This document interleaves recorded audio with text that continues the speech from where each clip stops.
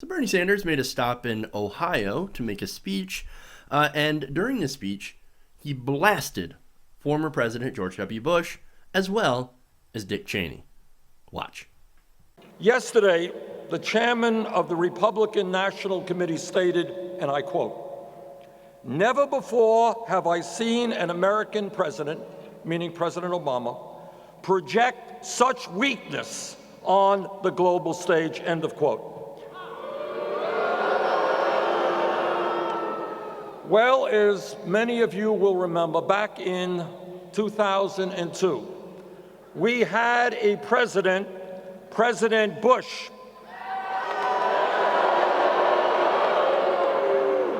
You remember President Bush. We had a president, and he was very, very tough, but not very smart.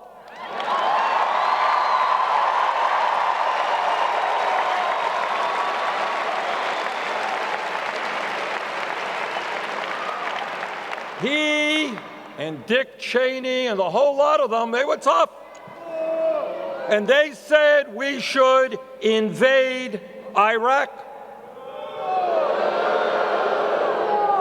We should do it virtually alone. And the result was 6,700 brave men and women from our country dead, hundreds of thousands of our best young people coming home with injuries, physical and emotional, many, many hundreds of thousands of Iraqis dead and wounded,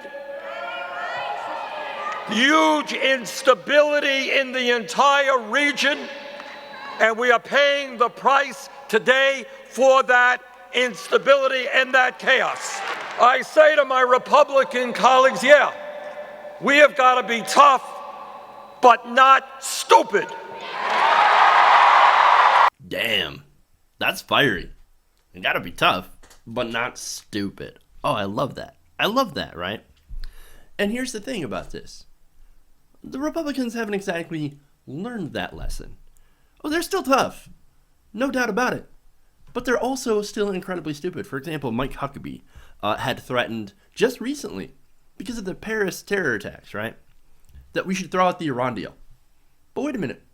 What does Iran have to do with the terror in Paris? Iran, they're just like ISIS. No, actually, Iran hates ISIS. Iran is actually fighting against ISIS right now. So, no, that makes no sense. So, look, as I said, stupid. Now, you can't exactly argue that George W. Bush is the sharpest knife in the drawer. He's not exactly the smartest person. We get that, right? Dick Cheney, bit of a different story. Way bit of a different story. For example, Dick Cheney, I almost called him Darth, which shows how I feel about Dick Cheney, right? He got millions of dollars from Halliburton. And, not to mention other defense contractors made so much money off the debacle that is the Iraq War, the invasion of Iraq. So when it comes to describing him, I wouldn't exactly use the word stupid. Evil seems to be pretty close, if not the best word. Now, remember, Iraq had absolutely nothing to do with 9/11.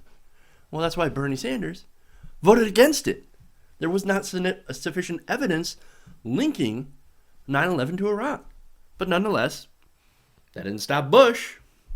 Didn't stop him from using that as a reason to invade. Now, for example, there's been some leaked memos, ironically out of the Clinton emails that the Republicans wanted to get out, that these leaked memos from Colin Powell to actually George W. Bush, it showed that they're trying very, very hard to make a case to go into Iraq. The memo said, quote, "Blair will be with us should military operations be necessary." That's, of course, former UK Prime Minister Tony Blair, who worked together with George W. Bush. And this was in March 2002. Blair was willing to present to Bush the strategic, tactical, and public affairs lines that he believes will strengthen global support for our common cause. Well, what kind of common cause was that? The unprovoked invasion of a sovereign nation, Iraq. And we see where that landed us, right? Powell had suggested that Blair could uniquely make a credible public case on current Iraqi threats to international peace. What threats exactly? I'm not saying Saddam was a good guy. I'm not saying Saddam wasn't dangerous. But when it came to the international community, what threats were coming out of the international community from Iraq?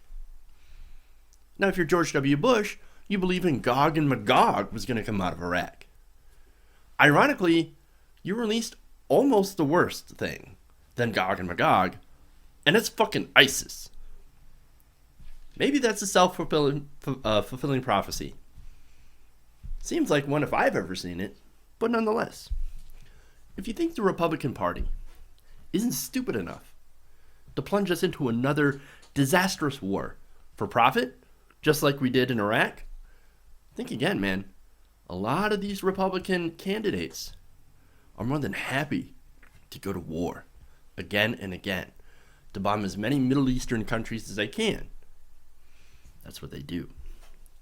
Pretty much all of the Republican field, with the exception of Rand Paul, who actually doesn't believe in bombing everybody. He's the rare guy. Sadly, he's only getting about 0% support. Wonder why. They're all about bomb first, ask questions later. Tough? Sure. But stupid? Oh, 100% stupid.